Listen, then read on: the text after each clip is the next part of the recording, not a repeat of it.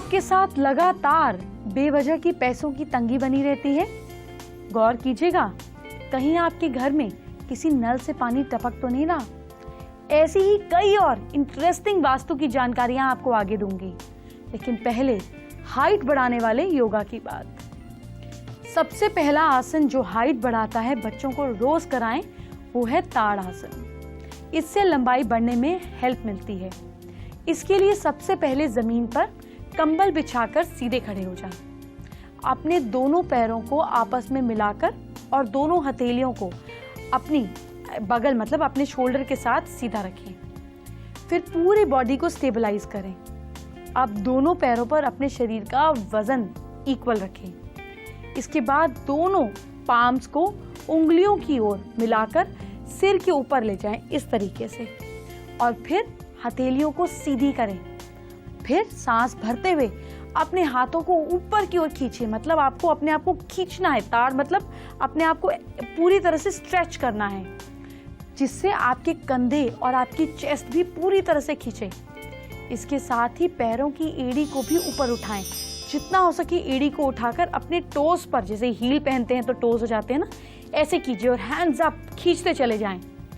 पैरों की उंगलियों पर सारा वेट बनाए रखें। इस स्थिति में कुछ देर तक रहें।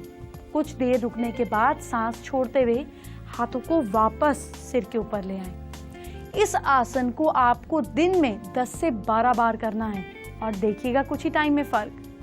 दूसरा आसन है भुजंग आसन। तो क्या करना है इसमें? पेट के बल जमीन पर लेट जाना है। अब दोनों हाथों के सहारे शरीर को कमर से ऊपर उठाना है। इस हिस्से को ऊपर की तरफ उठाना है अच्छे से, लेकिन कोहनी आपकी मुड़ी हुई होनी चाहिए, हथेली खुली और जमीन पर फैली हुई। अब शरीर के बाकी हिस्सों को बिना हिलाए डुलाए चेहरे को बिल्कुल ऊपर की ओर करके रखें। यूं कुछ समय के लिए अपने आप को यूं ही स्टेबलाइज करें। ये आसन जो है आपकी मसल्स है, इसके लिए काफी फायदेमंद होता है। हमारे कई व्यूअर्स को पथरी की प्रॉब्लम है।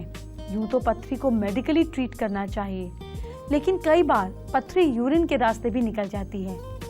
आपको कुछ ऐसी ही बेहद आसान सस्ते इलाज करने होंगे, लेकिन ये जानकारी आगे दूंगी। इससे पहले वास्तु की कुछ बहुत ही इंटरेस्टिंग फेवरेट मेरी जानकारियां जानिए। सबसे पहले आपको बताती हूँ वास्तु का मतलब क्या होता है। वास्तु यानी कि आप रहें कैसे, आप वास कैसे करें। तो वास्तु में आपके लाइफस्टाइल की भी कुछ बहुत इंटरेस्टिंग जानकारियां हैं जो शास्त्रों में लिखी है।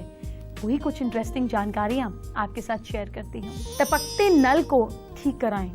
फेंग शुई में वाटर को संपत्ति माना गया है। अगर आपके घर में कोई भी नल लीक कर रहा है, यानी कि यूनिवर्स आपको संकेत दे रहा है कि पैसों का नुकसान होने वाला है, उसको तुरंत ठीक कराएं, क्योंकि ऐसा लगातार होगा तो आपको फाइनेंशियल लॉसेस होने लगेंगे। और एक बात, इसमें नल टपकने की बात नहीं है। अगर आप नहाते समय बाल्टी भरते हैं, पानी बहता चला जाता है, शावर खोल के साइड में खड़े हो जाते हैं, ब्रश करते हुए नल का खुला छोड़ देते हैं, पानी वेस्ट होता है। पानी की वेस्टेज यानी कि पैसों का लॉस, तो कंजर्व वाटर, और देखिएगा पैसों की भी बचत शुरू हो जाएगी। घर में नॉर्थ डायरेक्शन को फूलों से सजाएं। आपके घर में उत्तर दिशा, उत्तर यानी कि जहां से आपको उत्तर मिलते हैं, और आधे सोल्यूशन तो पैसे से ही मिलते हैं ना, तो यहाँ पर फूल रखने से लाइफ में प्रगति मिलती है, ग्रोथ होती है।